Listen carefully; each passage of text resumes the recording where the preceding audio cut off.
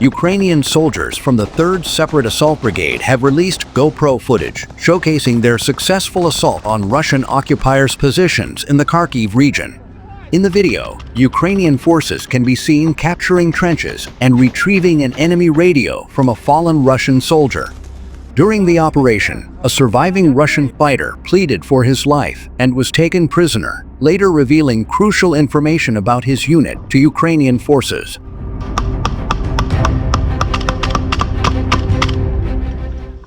In a separate encounter, drone footage revealed a small arms battle between Ukrainian soldiers and a group of Russian paratroopers. Ukrainian FPV kamikaze drones played a crucial role in this confrontation, swiftly neutralizing the Russian troops and prompting the remaining soldiers to flee.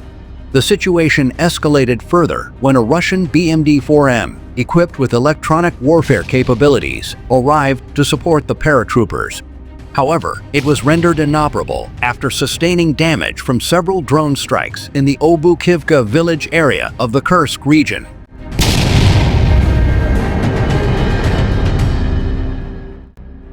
Meanwhile, soldiers of the 33rd Separate Mechanized Brigade reported the capture of a black mercenary from the Russian army in the Kurakov direction. The soldier reportedly begged for mercy from a Ukrainian drone operator before surrendering, highlighting the desperation among some Russian forces.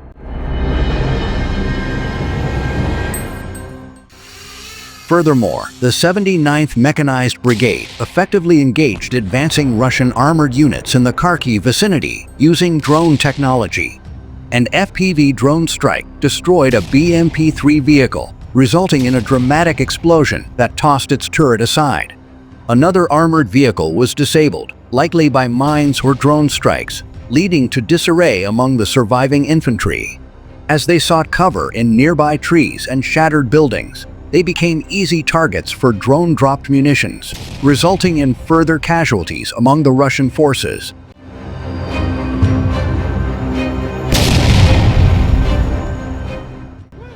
In the last 24 hours, 141 combat engagements have been reported along the front lines in Ukraine, with the most intense fighting occurring in the Pokrovsky and Kurakov sectors, according to the Ukrainian Armed Forces General Staff. Russian forces launched 7 missile strikes against Ukrainian military positions and civilian targets, utilizing 8 missiles. The attacks also included 86 airstrikes, dropping 109 guided bombs, alongside more than 4,500 artillery strikes, 131 of which involved multiple launch rocket systems. Ukraine's defense forces continue to deliver heavy losses to Russian troops, with 1,160 Russian soldiers either killed or wounded in the past day alone. Additionally, Russian forces lost 14 tanks, 64 artillery systems, and 31 armored vehicles.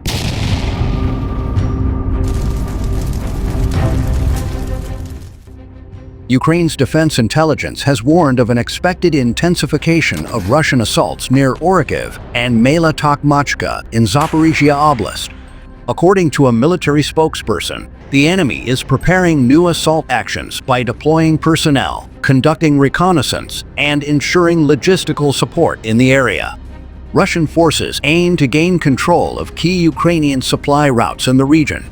New assault groups are being assembled near Orikhiv and Robotyne, and we expect the enemy to escalate their operations in the coming days, the spokesperson said.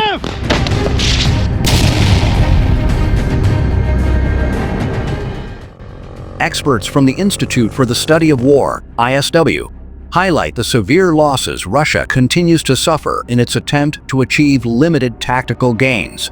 Since launching an offensive to capture Avdiivka in October 2023, Russian forces have reportedly lost the equivalent of 5 divisions worth of armored vehicles and tanks in the Pokrovsky district. Open-source intelligence indicates that Russian equipment losses have reached 1,830 pieces of heavy machinery since October 2023. These losses are tied to both the initial offensive in Avdiivka and continued assaults throughout 2024 in areas west and southwest of Donetsk.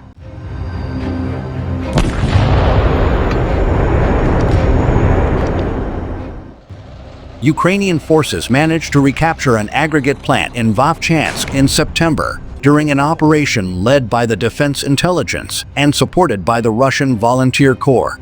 However, the situation remains volatile as Russian forces continue to launch attacks on the facility. Several dozen Russian troops were captured during the operation, but Ukrainian officials caution that the facility is still under threat from ongoing Russian assaults.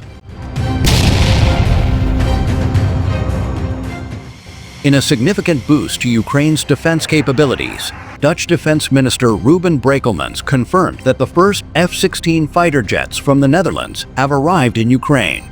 During a visit to Kharkiv and Kiev, Brekelmans also announced the launch of a €400 million drone action plan, which will fund the development of advanced drones for reconnaissance, defense, and attack purposes. Ukraine's defense minister, Rustem Umerov, emphasized that the arrival of F-16 jets symbolizes the steadfast support of the Dutch government and people. Half of the drones funded under the new plan will be developed in the Netherlands, further cementing defense cooperation between the two nations.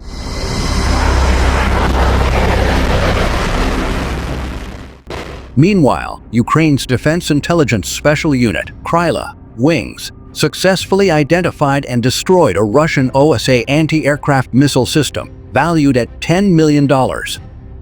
This marks another blow to Russian air defense capabilities as Ukraine continues its resistance against the ongoing invasion.